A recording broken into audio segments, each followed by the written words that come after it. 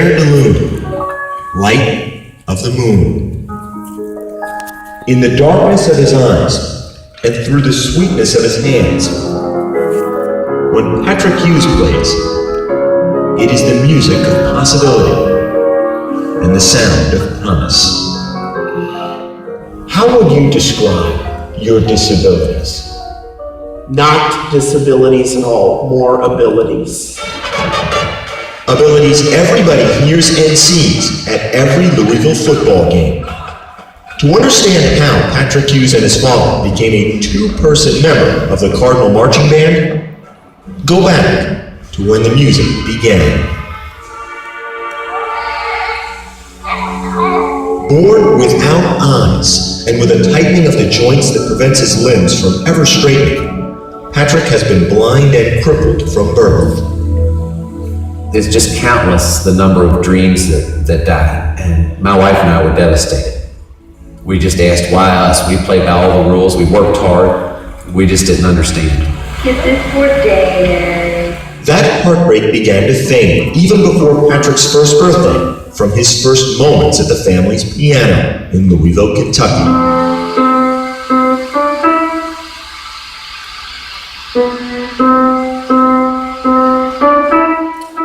You could go up and hit, no matter where it was on the piano, and within one or two tries, he would find that exact note. By his second birthday, he was playing requests. Can you play You Are My Sunshine?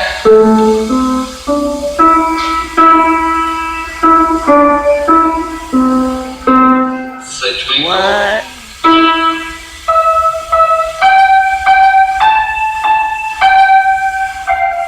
I was just ecstatic that, okay, we're not going to play baseball, but we're going to play music together. And that was really exciting. Let's see how far we can run with this.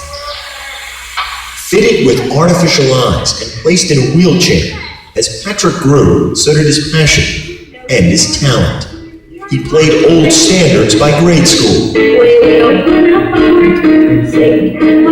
and blues numbers by high school. By the time he arrived at the University of Louisville, his musical ability on piano as well as trumpet was well known throughout the city. I said, Patrick, you need to be a part of the marching band. And their reaction was just a little bit of a pause. My dad and I are hearing this and we're like, right. I mean, how in the heck am I supposed to march? The next step was working out what we needed to make happen in order for Patrick to be involved in the marching band, other than just parking on the sidelines and playing his instrument. I said, well, if Dr. Burns is passionate about it and Patrick wants to do it, then by golly, I'll give it my all as well. So it was decided Patrick would play and Dad would push. As part of the 214-member Louisville Marching Band, a blind and wheelchair-bound trumpet player and his able-bodied father do it all together. From the pre-game drill practice to the march around the stadium to the halftime performance in front of thousands. Dad rolls and rotates his son across the field in mostly perfect formation.